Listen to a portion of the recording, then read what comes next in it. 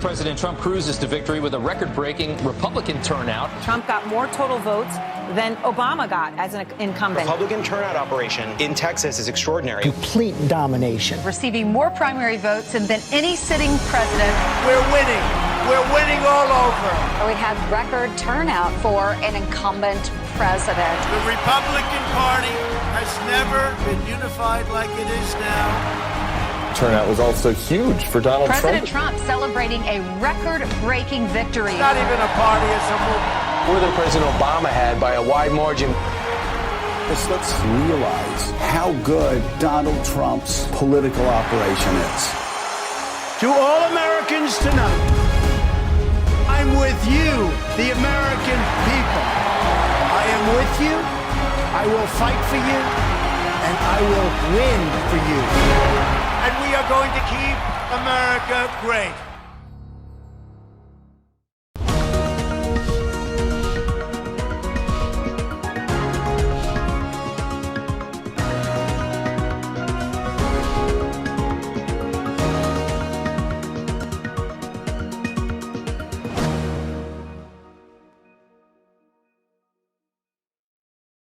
Hello and welcome to another edition of War Room Weekly here on Team Trump Online, where we compare the records of President Trump and his great record of achievement on behalf of the American people, and Joe Biden and his disastrous record of failure in the past and his terrible ideas for the future. I'm Tim Murtaugh, the communications director for the Trump 2020 re-election campaign, and today I am joined by Katrina Pearson, senior advisor to the president's re-election campaign. Katrina, glad to have you with us. Great to be here, Tim. And also Erin Perini, the Principal Deputy Communications Director for the Trump campaign. Erin, good to see you. Good to see you, Tim. Now, as we know, the president had built up the American economy to a position that it had really never seen before, achieved such great heights, the best economy that anyone alive could remember. And it was artificially interrupted by this coronavirus that the entire world is facing. And he is quite clearly the leader to return us to that stature. Joe Biden, on the other hand, has a really bad history with job creation throughout his 4 decades in office in Washington, D.C., and he's got some notable votes and positions that we're going to take a look at today.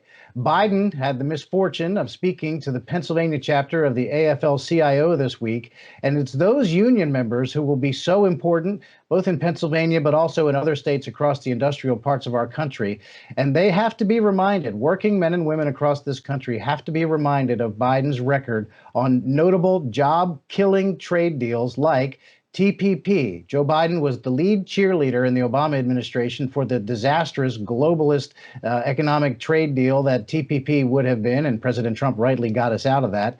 And he also voted for NAFTA, the notorious job killer, killed jobs all across the country, manufacturing jobs and things. Jobs got shipped overseas. Bet you he didn't bring those things up when he was talking to those union members. So let's take a trip down memory lane and remind old Joe exactly how this came to be. Here he is on the Senate floor back in 1993. Let's take a look.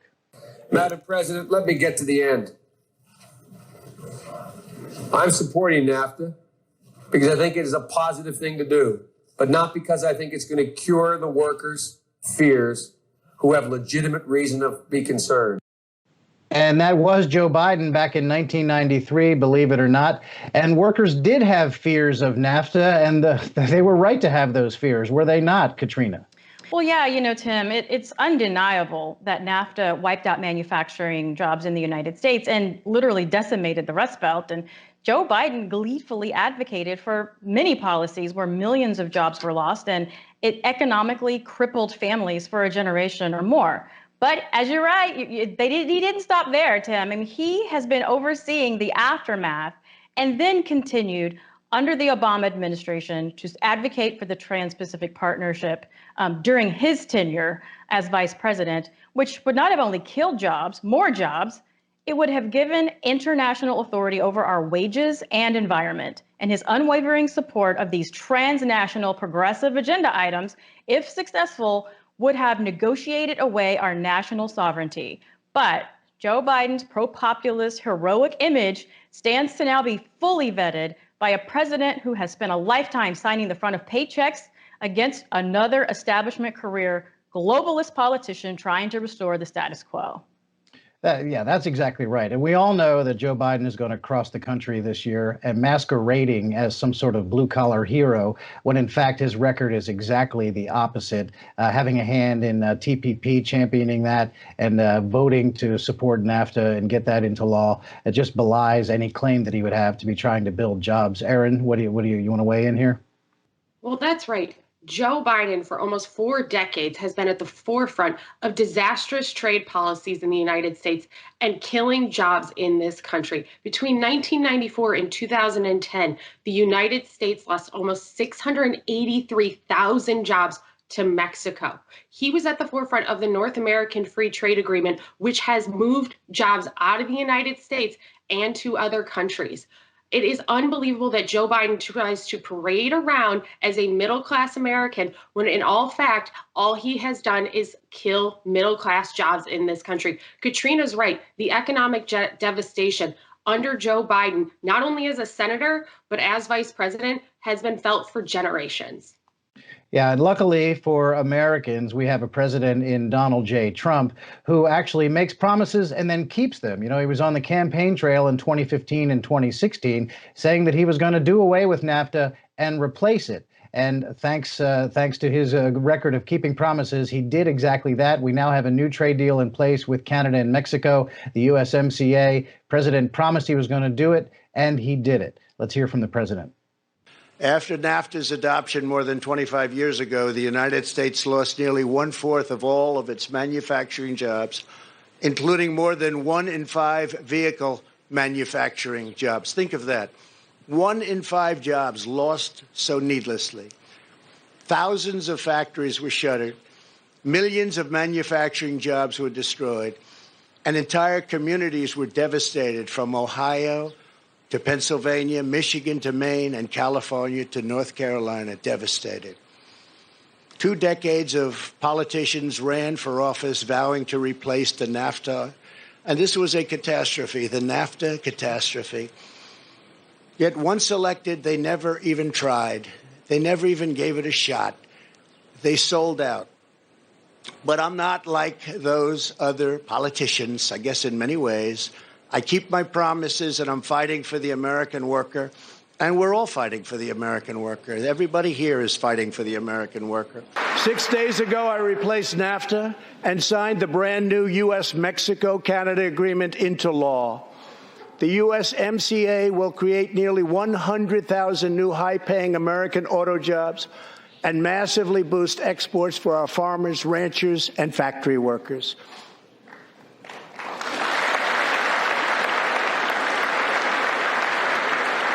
It will also bring trade with Mexico and Canada to a much higher level, but also to be a much greater degree of fairness and reciprocity. We will have that fairness and reciprocity. And I say that finally, because it's been many, many years that we were treated fairly on trade.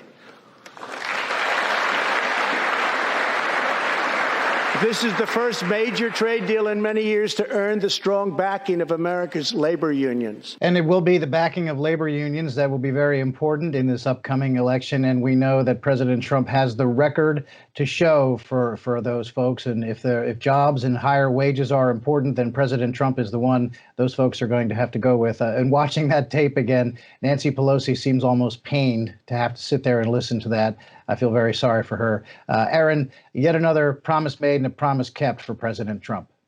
That's right, Tim. This is a promise made and promise kept. And if you watch that clip, Nancy Pelosi is sitting behind the President of the United States, who is talking about a fairer reciprocal trade deal for the United States and scoffing. She sat on the bill for almost a year in the House, stopping jobs, trying to limit economic growth in this country. She is purposely trying to undermine President Trump's America First agenda. And when we actually look at what's in USMCA, which is a strong trade deal with our top 2 trading partners in this country, you see strong provisions for labor. You see strong provisions, and the first time for provisions in a trade deal for small and medium-sized businesses. And you see provisions in this trade deal that include the strongest environmental protection ever in a U.S. trade deal.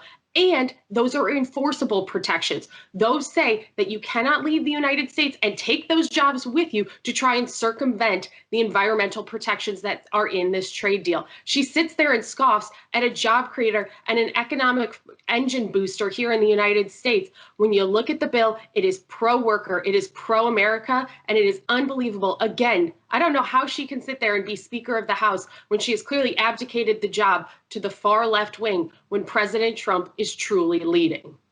Yeah, all of this just underscores that when we're facing this time of economic uncertainty because our strong economy was artificially interrupted by the coronavirus, this is exactly the time when we need the leader who knows how to get back to those economic heights in the first place, like President Trump did the first time. He said it. I got us there once, and I'll do it a second time. Katrina, this is no time to turn the country over to the economic policies of Joe Biden and the radical Democrats, is it? Well, no, absolutely not, Tim. But the reason why Nancy Pelosi is scoffing is because President Trump, every day he shows up at work, he proves that all of the other candidates, every member of the other party were literally politicians who were all talk and no action, because he's been able to do things that they said could not be done, like renegotiating NAFTA. And the reason he's been able to do so successfully is because he's been talking about this since the 1980s. This is something that he actually believes in. It's not a philosophy or a talking point to get elected. That's why he was successful. So unlike the flip-flopping on the left, they always talk about they want to do things for the people, and they never do. President Trump has been sounding that alarm for a very long time, whether it's just disproportionate in trade, unfair rules and practices, and the deficits. And here we are today with a stronger economy, and you have to just take a step back and look it took a global pandemic, Tim, to take our economy back to where it was when Joe Biden was in office. So these incompetent politicians have been saying the same thing every single time. President Trump showed up and said he wants to protect our borders, bring back manufacturing, highlighted all of the issues with depending on China. And here we are today with the right man for the right job. And it turns out that Donald Trump's campaign platform was the prescription for the American worker. Yeah, it certainly was. And you know that Donald Trump wakes up every single morning and he makes every single decision with one thought in mind: what is best for America. It's the America first approach to everything that he does that really is what America needs, really now more than ever. And that brings us to another topic. If we talk about America first, of course, you know, the country of China has been in the news because it was the source of the initial outbreak of the coronavirus pandemic that has swept the world and caught up everybody in it, including the United States. And Joe Biden has always had a soft spot for China. I mean, right now, he doesn't think it's fair to point fingers at China as the source of the pandemic. And he also has had a soft spot for them economically. And just recently on the campaign trail, he has said unequivocally that he simply does not view China as an economic threat. Here's Joe Biden. China is going to eat our lunch? Come on, man. They can't even figure out how to deal with the fact that they have this great division between the China Sea and the mountains in the west. They can't figure out how they're going to deal with the corruption that exists within the system. I mean, they're not bad folks, but guess what? They're not competition for us. Now, I would like to propose a toast. Well, there you have it. Joe Biden very clearly, couldn't be any more clear than that. On one rare occasion when Joe Biden could be understood, he says China is not competition for us. Katrina, does that make any sense, knowing what we know about the Chinese, their unfair competition, and the world economy as it is right now? Well, no, but I think it does make sense knowing what we know about Joe Biden. And you mentioned that he had a soft spot for China, but I disagree. But I think he definitely has a cold spot, a cold, hard cash is what's behind Joe Biden's love affair with China. And you don't have to look very far to see how lucrative trading off the family name of a sitting vice president could be. I mean, just look at his son, Hunter Biden, despite having zero qualifications and zero experience, seems to have made out quite well to the tune of tens of millions of dollars. That's why just a year ago, Joe Biden said that China's not a threat, but that's the type of thing that a bought and paid for politician is supposed to say. Yeah, going soft on China and not viewing China as an economic threat, all the while that his son, Hunter Biden, is profiting immensely off of investment from state-controlled entities in mainland China. I mean, that's really something that Joe Biden is going to have to answer for, because honestly, when you have Chinese interests throwing piles of money at Hunter Biden at a time when his father was the vice president of the United States, you've got to ask yourself, what did those Chinese businesses think they were buying when they were giving Hunter Biden all that money? So China is an issue, going to be an issue in this campaign, Aaron Perini, and Joe Biden is going to have a lot to answer for, is he not?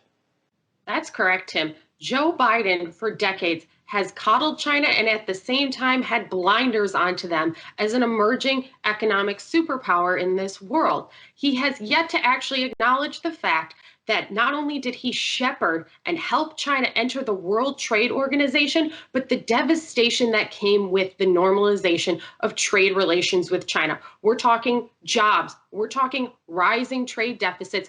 All the while, even now, Joe Biden says they're not a threat to the country, that they're not an economic threat. But we have seen jobs time and again since China has entered the World Trade Organization with the help of Joe Biden, leave the United States. At some point, he has to answer for the fact that not only are his trade policies disastrous across the board, including NAFTA and TPP, but his stance on China is weak. And it's weak to the point that it is costing jobs in this country. Those are families. Those are hardworking Americans who Joe Biden, clearly in that tape, scoffed off when he said that China is not a threat. Yeah, Aaron, it's clear that Joe Biden is going to have an awful lot to answer for when it comes to his position on China. These are real lives that have been affected by American trade policy towards China over the course of decades. And Joe Biden has been right there at center stage the whole time those bad policies were being enacted. And you can see clearly still today, he does not view China as an economic threat, and in fact knows that a certain member of his family, Hunter Biden, has an economic interest there. But as it happens, we very fortunately have a new ad that Team Trump has put out and has gotten an awful lot of attention this week. Let's take a look at it. Ready to go? This is a crisis. This is no time for Donald Trump's record of hysterical xenophobia. Biden's son inked $1 billion deal with a subsidiary of the Bank of China. China is going to eat our lunch. Come on, man. They're not bad folks. Since the outbreak, the Communist Party has been mobilizing overseas organizations to buy local supplies and send them to China. It is in our self-interest that China continue to prosper. What a beautiful history we wrote together. Banning all travel will not stop it. The president is right. The travel restriction on China, as every public health official we've talked to said, bought the country time. That was a very smart move right there. Hysterical xenophobia. Dear mine. Xenophobia. I complimented him on dealing with China. I'm not going nuts.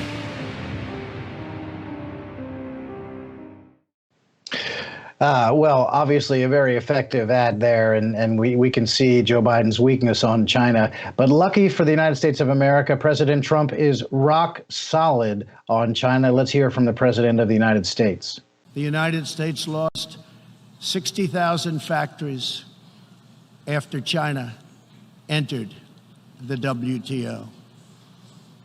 This is happening to other countries all over the globe. The World Trade Organization needs drastic change. The second largest economy in the world should not be permitted to declare itself a developing country in order to game the system at others' expense. For years, these abuses were tolerated, ignored, or even encouraged. Globalism exerted a religious pull over past leaders, causing them to ignore their own national interests. But as far as America is concerned, those days are over. How would you like to have Joe Biden take over negotiations right now with China? I don't think so. I don't think so. Meanwhile, Biden allowed China to rip off America for 8 years as vice president, and Barack Obama let him just rob us blind, and we're not doing that anymore. Those days are over.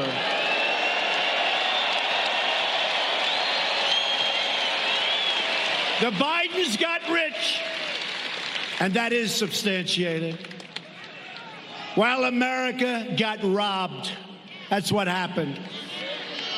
Sleepy Joe and his friends sold out America. They didn't have tough negotiations. I look at these trade deals and I say, who the hell could have done this? If you had no business instinct, no business ability, if you had nothing, if you're dumb as hell, you wouldn't make these deals. They're so bad. I say, who made these deals? Who made these deals? But we're ripping them all up and redoing them, and they're going to be very good. Wait till you see what happens.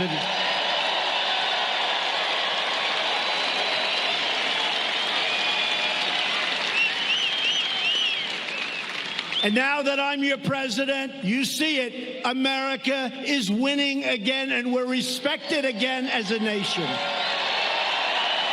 And there you have it. President Trump just rock solid on the issue of China. And, you know, everybody who's run for president over the past many decades campaigned on saying that they would stand up to China, but no one ever did until Donald Trump came along. And he got China to the negotiating table. We know they've been ripping America off in trade over the course of many decades, but no longer, not while Donald Trump is in office. And that's why we need to see him reelected this November. Erin, final thoughts. Well, you're right. President Trump has been rock solid. And watching that clip, man, that Minneapolis rally was a lot of fun. You see all those hardworking Americans standing there cheering their president in person as he talks about the cold, hard facts about Joe Biden's disastrous record, not only as a senator, but as vice president of the United States. President Trump has put America first day in and day out, not only on trade deals, not only on jobs, not only on the economy, but on the safety and health of the American people as we go through the coronavirus. It was really nice to see that clip of a rally. I look forward to getting back to those when we can, because it'll just be President Trump, again, comparing Joe Biden's disaster to President Trump's success with America First policies.